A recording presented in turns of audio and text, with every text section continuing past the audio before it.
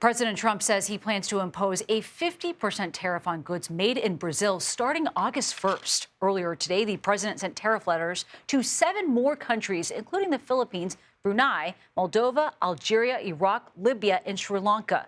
Some of those countries could also see rates of up to 30% starting on August 1st. Since Monday, President Trump has threatened nearly 24 countries with higher import duties. And he spoke to reporters about the latest round of letters today at the White House. It's going to be a great thing for our country. I think it's going to be a fair thing for the world. And we really haven't had too many complaints because I'm keeping them at a very low number, very conservative, as you would say, number. And we haven't had, I'm sure they will be complaining at certain points, but we haven't had complaints. CBS News White House reporter Olivia Rinaldi joins us now. Olivia, here President Trump, they're calling this a conservative rate. But why is President Trump targeting Brazil with such a high tariff rate, 50%?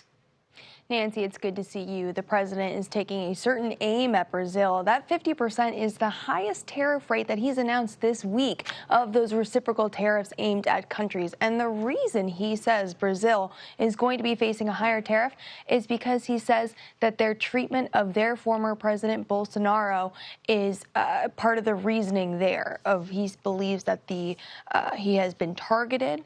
That former president, we should note that he is facing allegations and charges that he plotted to overturn the 2022 election in Brazil. And because of that, President Trump says because of his treatment, they're going to be facing a higher tariff rate. The original tariff rate that President Trump announced for Brazil back in April for their reciprocal tariff was only 10%. It has now jumped to 50%. And Bolsonaro is someone who is an ally of the president. He's often called the Trump of the tropics. So clearly there is some personal feeling here about the treatment of President Bolsonaro and the reason why this tariff rate could perhaps be higher for them. Definitely an interesting backstory to that. Olivia, I also want to ask about President Trump's decision to resume weapons shipments to Ukraine. A bit of a course reversal in all this. What more can you tell us about that?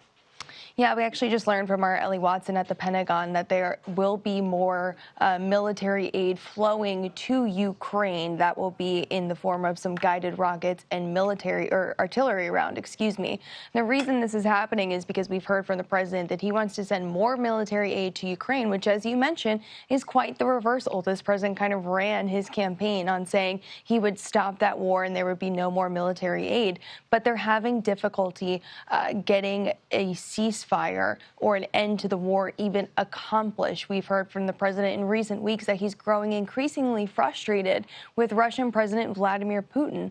Putin has continued to levy major attacks, heavy attacks against Ukraine. And as a result, President Trump has been very vocal about saying he's displeased with Putin at this time. And Olivia, turning to Hamas, in an official statement, the militant group said today it will be releasing 10 hostages. And it comes as President Trump has been meeting with Israeli Prime Minister Benjamin Netanyahu twice this week now to discuss a potential ceasefire deal. What more can you tell us about where those talks currently stand?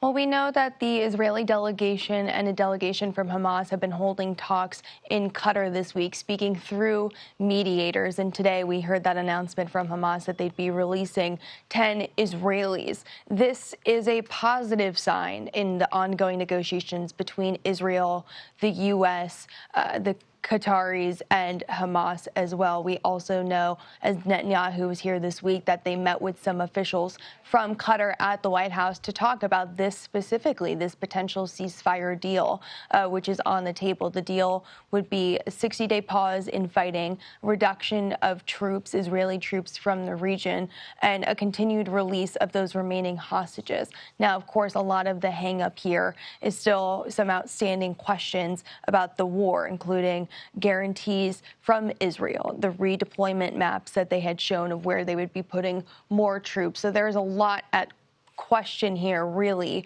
For one, what the path forward is, but two, the U.S. standing very firm behind Israel through all of this. We know you'll stay on top of it all. Olivia Rinaldi, thank you very much. And for more on the Trump administration's tariff policy, CBS News Money Watch correspondent Kelly O'Grady joins us now. Kelly, we always appreciate your insight, and there's so much to talk about. I want to start, though, with the EU and the U.S. An EU spokesperson told reporters this afternoon that the two are nearing a trade agreement. As you know, the EU potentially faces a 50% U.S. tariff starting next month. How significant is this deal, and could there potentially be some movement here?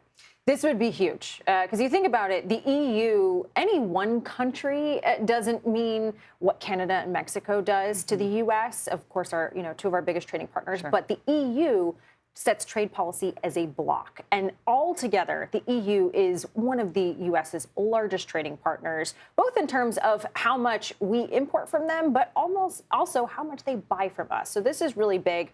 Likely some of the areas that you're going to see some movement on autos. Remember, there's a 25% sectoral auto tariff for all imported autos into the U.S.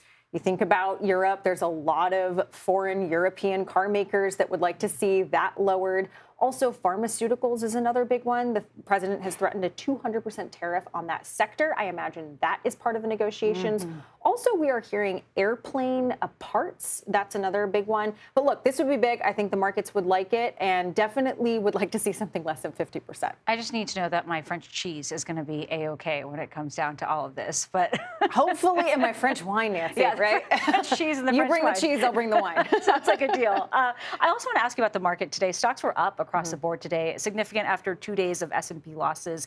What was behind that change? So two things, those letters that were sent out, that you were just talking with Olivia about, they weren't the big ones, right? Yes, Brunei, you also had the Philippines in there. We do trade with them, but this wasn't a huge tariff going out against the EU, for example. So that was one thing. And then I know we'll likely talk about this in a minute, but NVIDIA was another one. That was a big boost, and it boosted a number of the tech stocks as well. Yeah, that was what I was going to ask you about NVIDIA, the first company to ever surpass a $4 trillion market cap. What is behind that kind of growth? AI.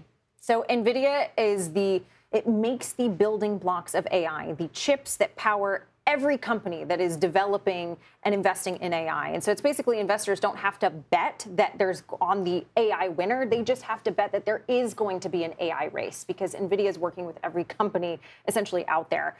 This is essentially a company that as the AI continues to grow, it's going to grow with it. The one thing that could stop it would be competition, obviously, but also tariffs. They make most of their chips in Taiwan. We don't know what that sector or that tariff is going to be against them, or whether there's going to be semiconductor sector tariffs. That could be an issue there. Still a big TBD on that one. Before we let you go real fast, copper prices hit a record high yesterday. It's come down a little bit since, but this was after President Trump announced a potential 50% tariff on that metal. How significant would that be? It would be big. Think about how integral copper is to pretty much everything. I mean, I think about refrigerators and ice boxes and electronics, but also telecommunications, how we send and receive messages. A lot of it goes over copper. Also, our electrical grid. And then I go back to AI. Remember, we need all of that energy and electricity to power all of these data centers in AI. We keep hearing about that. Well, copper plays a part in that. So you could see higher prices. But on the flip side, I understand why the president wants to make more of that in-house. It is a national security risk. All right, Kelly O'Grady, thank you very much. Appreciate it.